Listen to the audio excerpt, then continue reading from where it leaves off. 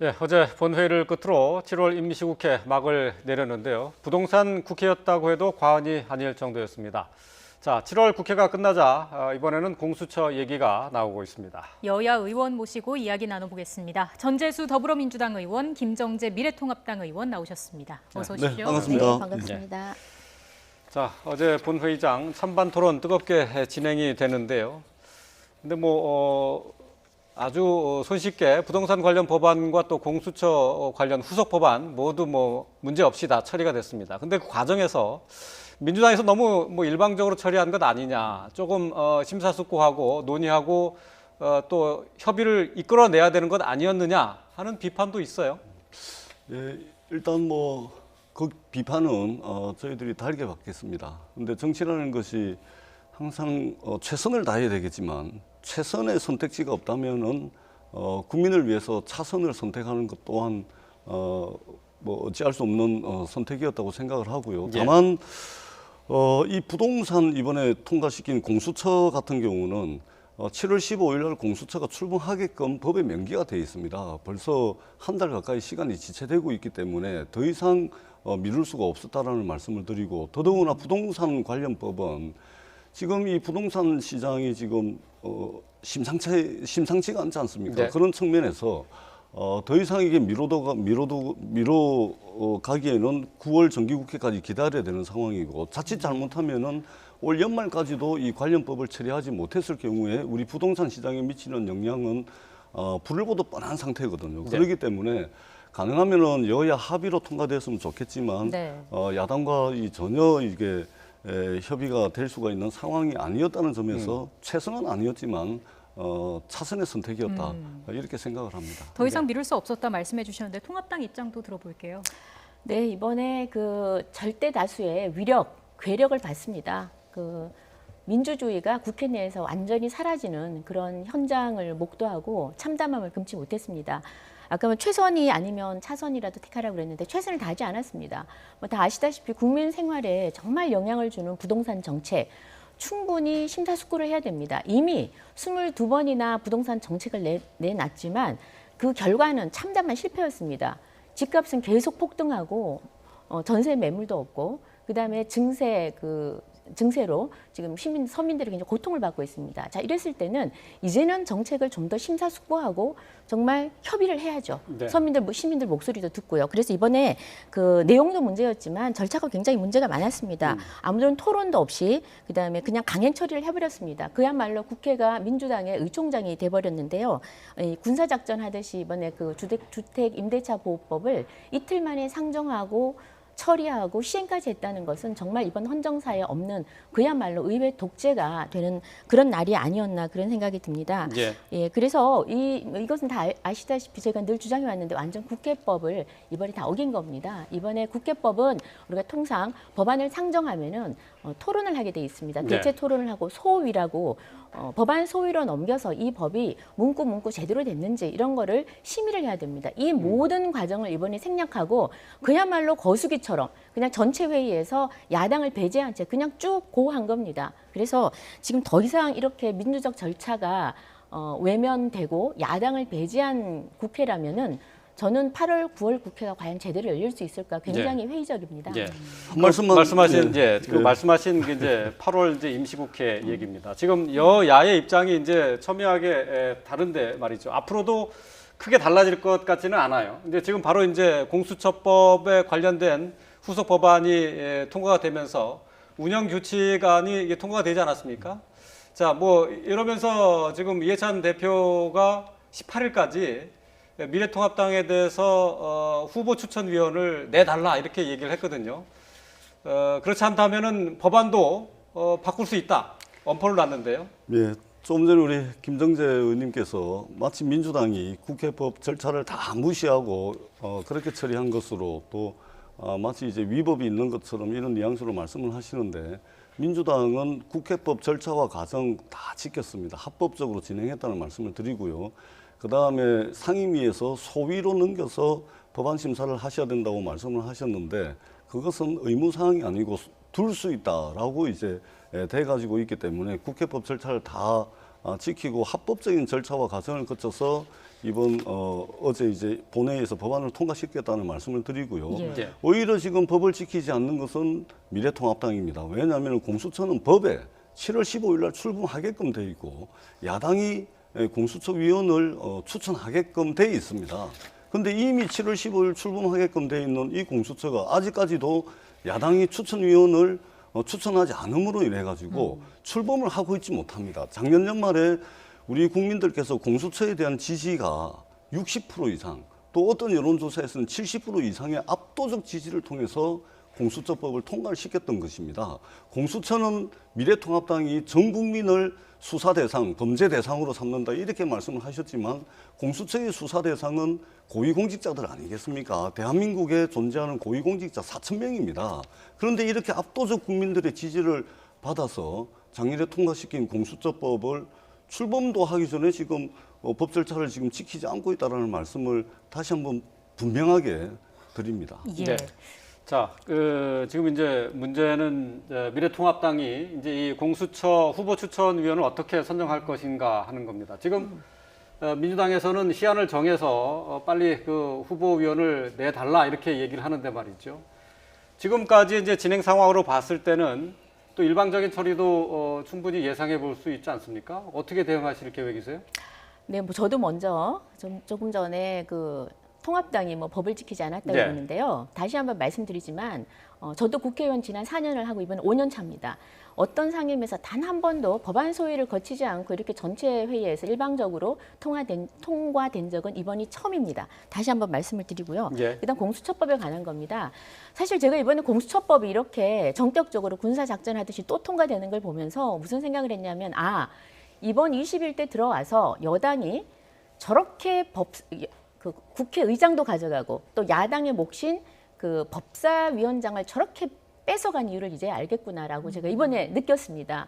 그러니까 일사불란하게 모든 걸 다 뺏어가야만이 그냥 통과입니다. 그래서 민주당의 지금 가장 그 키는 공수처를 만드는 겁니다. 네. 근데 저희는 뭐 국민들께서 다 아시다시피 공수처에 대해서는 그 취지는 너무나 좋습니다. 고위공직자의 비리를 수사한다? 당연히 해야죠. 그걸 검찰이 해왔습니다. 지금 검찰이 그 고위공직자 수사, 권력비리 수사가 지금 문재인 대통령을 향하자 그것을 도저히 견디지 못한 청와대가 자기만의 검찰을 만들겠다고 한 게 바로 공수처입니다. 그래서 다 아시다시피 지금 김경수라든지 조국이라든지 지금 얼마나 많은 권력형 비리들이 있고 네. 많은 사건이 터졌습니까? 이게 지금 다 묻혀져 가고 있습니다.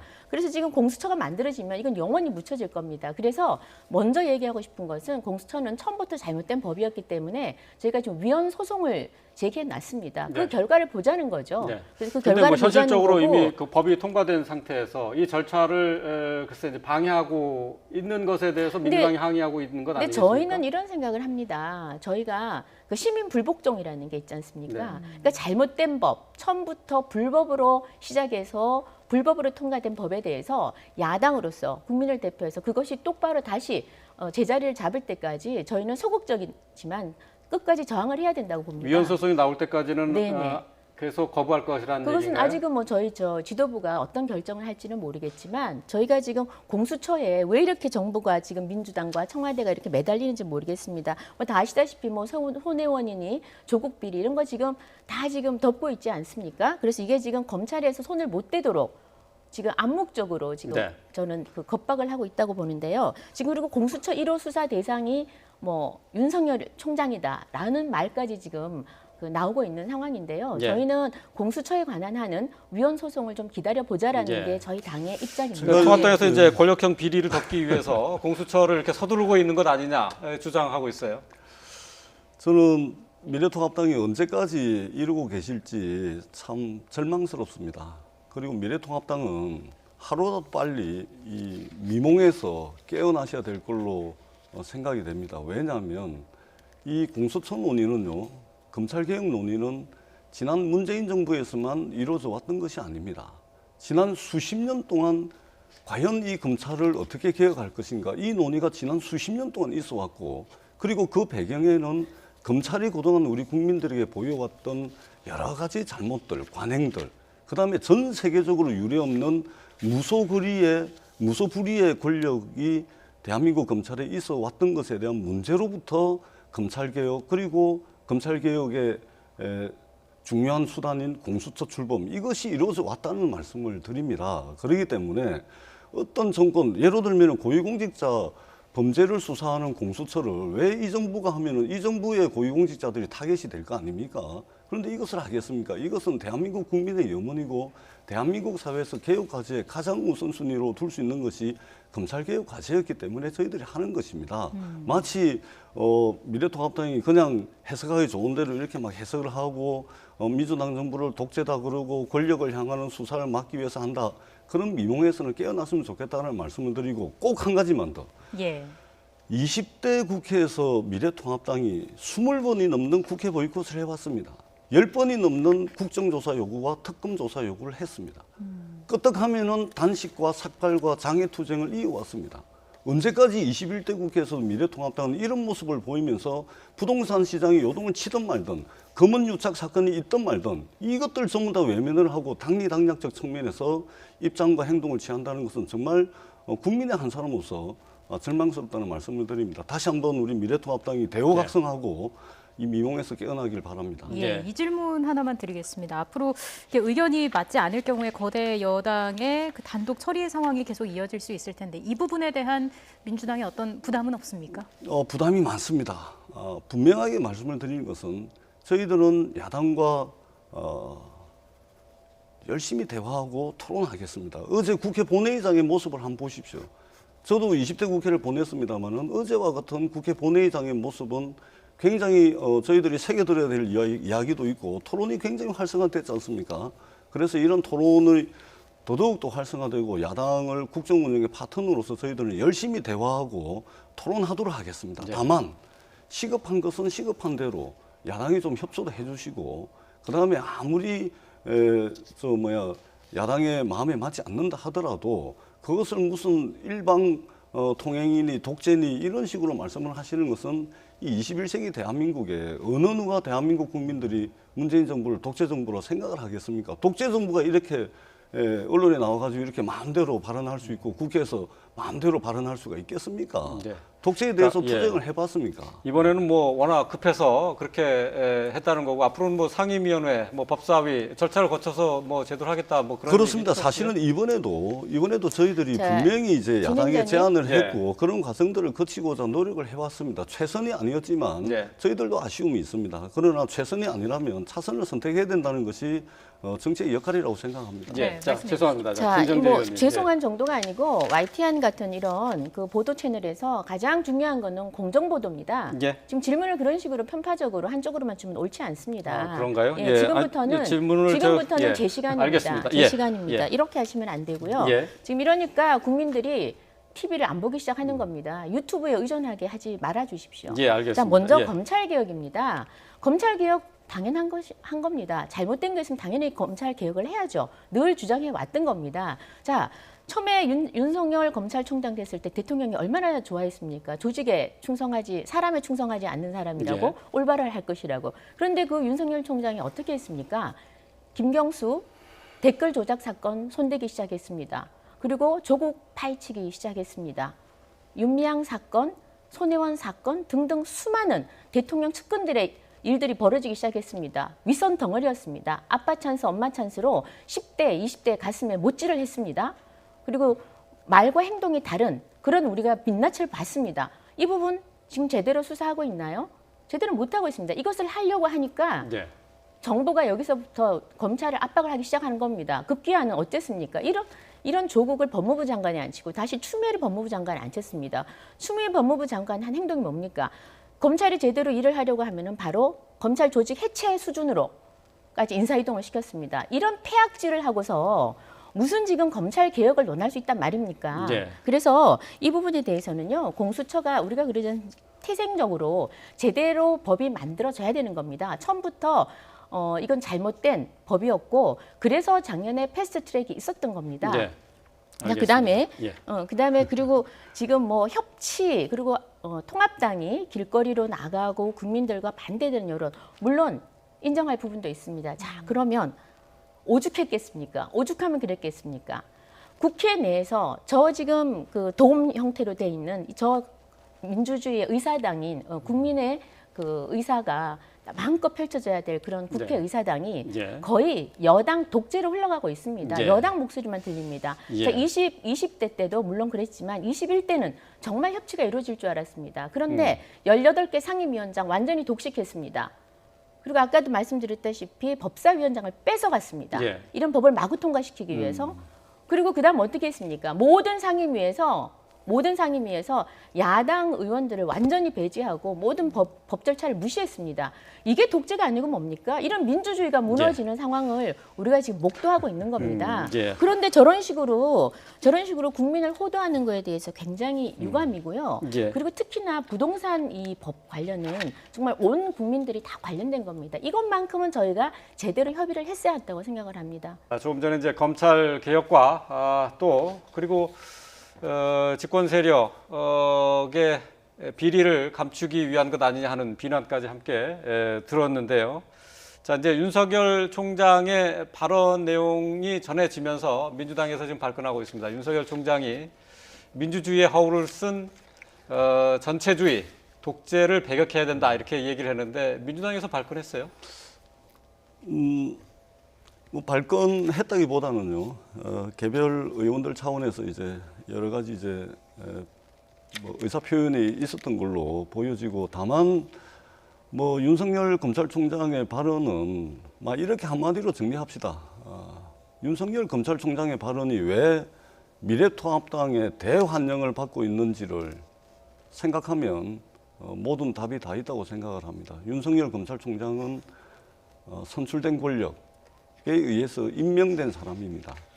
그리고 시대적 과제인 검찰개혁에 몰두를 해야지, 임명된 공무원이 법무부의 외청의 수장이라는 사람이 정치에 개입을 하고 정치적 발언을 하고, 그리고 그런 발언들이 야당에 의해서 대환영을 받는 이런 비상식적이고 정말로 상상하기 어려운 일들이 21세기 대한민국에서 벌어지고 있다.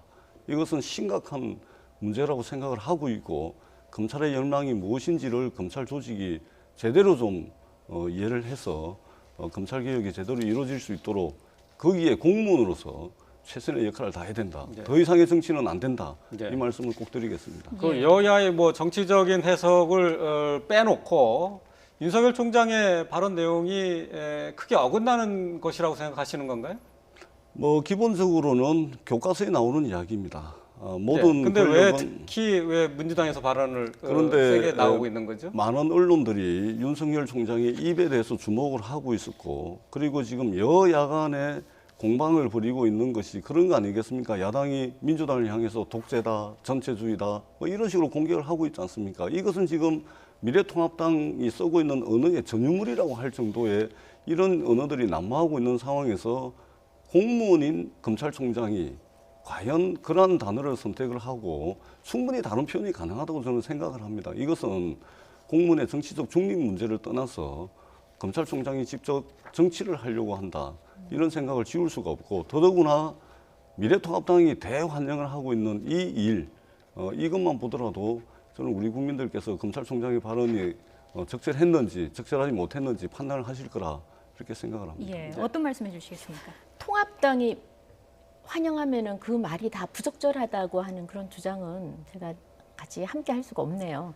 그러니까 지금 제가 그 법을 집행하는 검찰총장으로서 당연한 말이고 또 원론적인 말을 했습니다. 네. 그 신임 검사들 그 임명되는 자리에서 그 제가 한번 읽어볼까요?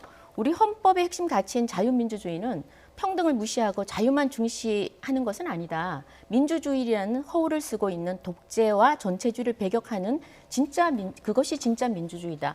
아무리 읽어봐도 그냥 원론 수준이에요. 네, 특별한 그렇죠. 것도 없습니다. 그래서 여기서 오히려 발끈해하는 민주당 의원님들이 저는 참 이해가 안 되고요. 요즘은 시쳇말로 오바다, 그런 생각이 듭니다. 그래서 이 발언이 뭐 충격적이다, 아니면 반정부적이다, 또는 심지어는 윤 총장을 탄핵하라, 그런 말까지 하더라고요. 그래서 저는 이런 그 법치, 당연히 인치가 아닌 법치를 해야 되겠죠. 그래서 법치를 주장한다든지 아니면 진짜 민주주의를 우리가 실행하는 선봉의 서자라고 하는 그런 총장으로서의 그냥 당연하고 기본적인 말이라고 생각을 합니다. 그리고 이 독재라는 말을 저 민주당만 쓰는 특허가 아닙니다. 예, 민주당 지금 특허 낸 게 너무 많아요. 적폐도 우리만 써야 된다. 예? 적폐 대상자는 어떤 말도 해야 되지 않는다는 이런 오만함. 이제는 국민들이 점점 시간이 지날수록 이제 그걸 좀 아는 것 같습니다. 그래서 지금 민주당의 지지율이 급락하고 있지 않나 생각이 예. 드는데요.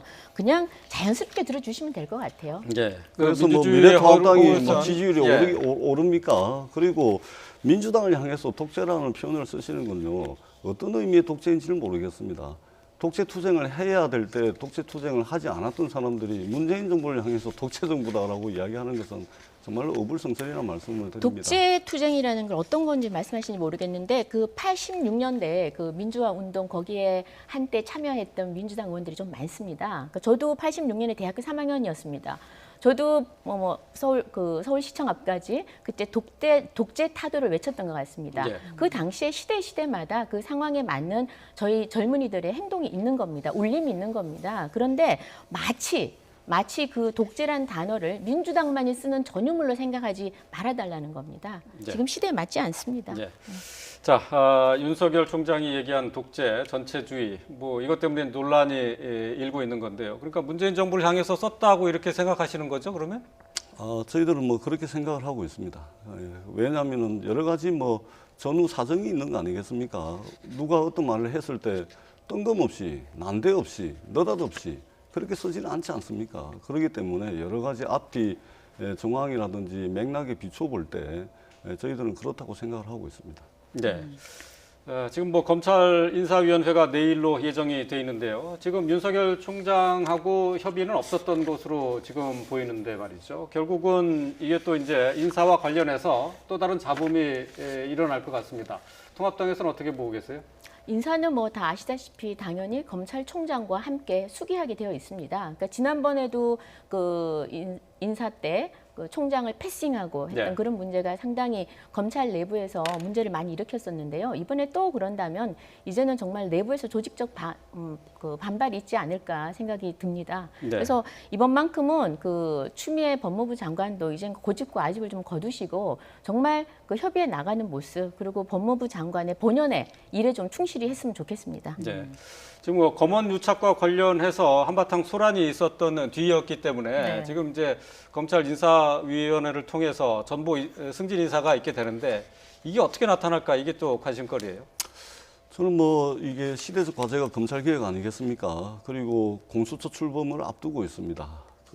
그리고 검경 수사권 조정도 마무리가 됐고 이제 검찰 개혁을 넘어서 경찰 개혁, 국정원 개혁까지 나아가고 있는 상황이기 때문에 이번 인사를 통해서 검찰 개혁에 박차를 가할 수 있는 그런 인사가 이루어질 거라고 보고 있고 검찰개혁위원회에서 법무부 장관이 검찰 인사를 할 때 검찰총장의 의견을 들어야 된다, 협의를 해야 된다라는 이 검찰정법의 규정이 있는데요. 이것은 어떤 식으로든 이루어질 겁니다. 다만 이전에 법무부와 대검 사이에 인사를 놓고 서로 챙겨주고 서로 챙겨가고 뭐 이런 식으로 해가지고 여러 가지 이제 부적절한 유사관계가 있어 왔습니다. 그런데 이것은 이제는 더 이상 되지 않는다. 그리고 검찰개혁위원회에서 앞으로 대검에서 인사에 관한 문제에 대해서는 검찰 인사위원회에 서면으로 제출하는 것이 좋겠다 이렇게 공고를 한 거 아니겠습니까? 그렇기 때문에 그런 차원에서 진행이 된다면은 저는 큰 무리가 없다고 생각을 합니다. 예.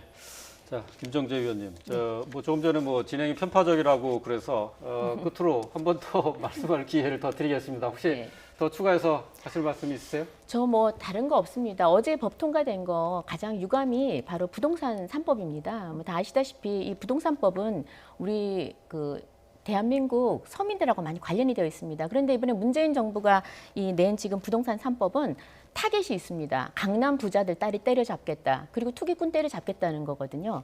그래서 지금 그 대출 규제하고 공급을 억제하고 또 징벌적 과세를 했습니다. 그런데 그 결과는 어떻게 됐느냐?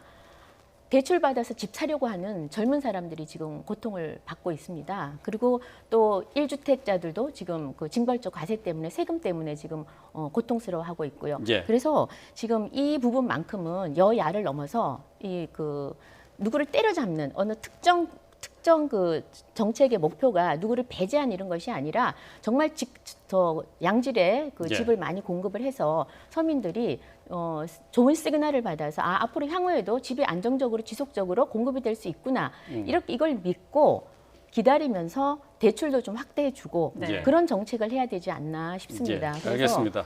예. 이 부분 죄송합니다. 저 시간이 많지 않아서 여기서 정리하도록 하겠습니다. 네, 저희가 또 다음 기회에 또 모실 수 있으면 모셔서 더 많은 얘기를 나눠보겠습니다. 지금까지 전재수 더불어민주당 의원, 김정재 미래통합당 의원과 함께했습니다. 고맙습니다. 네, 고맙습니다. 네.